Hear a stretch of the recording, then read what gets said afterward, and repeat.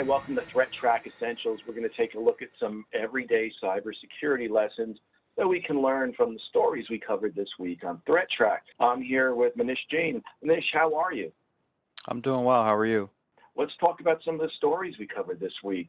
John Hogaboom brought us a story about F5 Big IP and a vulnerability there that's being exploited by hackers out in the wild. Tell me, what is it, and what is the vulnerability that's being exploited? It's basically what's known as a load balancer, right? And if you think about a website, like a larger website, you have tons of people going to that website, at any given time simultaneously, right? So what the load balancer does is kind of separates out the traffic so that the site doesn't go down, right? It'll send it to different servers to balance out the traffic and, keep the operations of the site, running smoothly.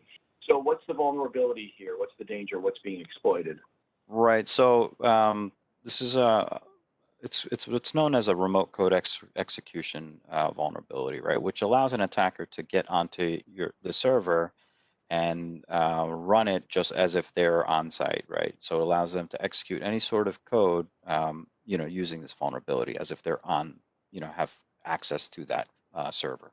So how would people protect themselves? A very similar type of vulnerability occurred on the F5 Big IP appliances about a year ago, and hopefully, if you're running medium to a larger sized corporate business, and you have these appliances, you're aware of the type of the breadth of the devices that are potentially vulnerable, and the best thing to do is go out and get the latest patch from F5 and apply those patches. Patches came out. They've been available, so it should be good to go.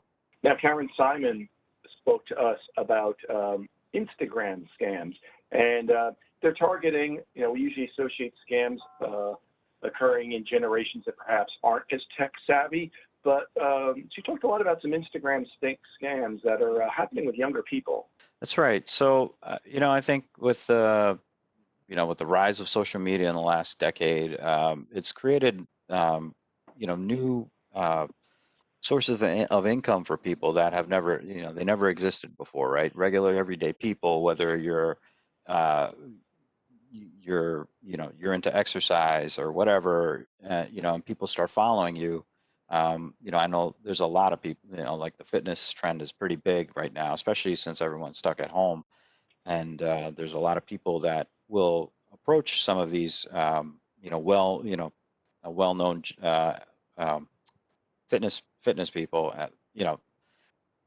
There are companies that will approach some of these fitness uh,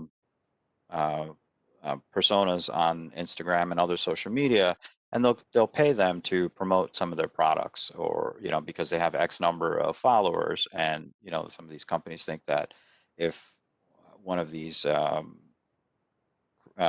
Instagram stars are able to promote their products, they'll sell their products for them.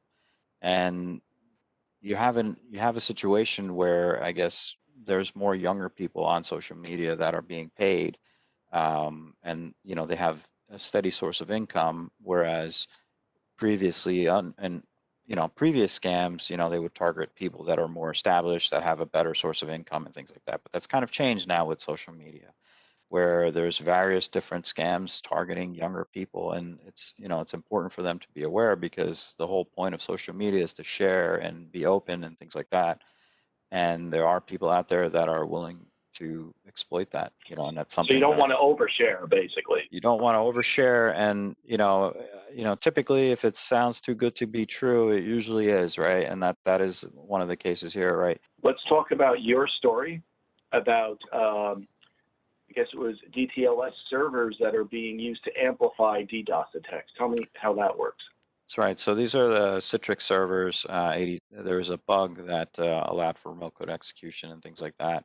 It's several months old now, but what's changed here is that you have these DDoS for hire services that, I guess whenever someone they have a target in mind that they want to DDoS, you can approach these services and pay them, and they will, attack these sites or IP addresses, whatever the case may be, that you want. And they're now, since this flaw is several months old, and there is a patch available, you would hope that they have been patched, but obviously they're not if these services are now taking advantage of them. And what they're doing is they're being used to amplify a DDoS attack, right? At a magnitude of 35, right? So one record will then that gets sent to the server. It gets multiplied 35 times from that server out to the target, which makes any sort of DDoS attack much bigger than than the source is sending. So the best advice here is to install those patches. Yes, again, just find your vulnerable servers, be aware of what you have, and patch them. Make sure you're regularly patching them.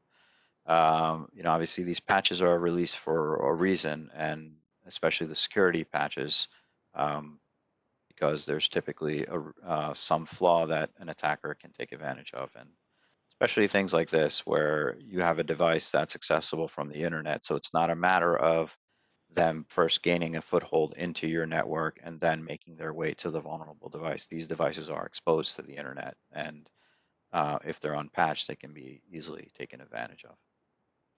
Well, thank you, Manish. Thank you all for watching. If you want to keep up with great advice like this every week, like and subscribe below. And if you want to take a deeper look at any of these stories, click on the playlist below. We'll see you next time.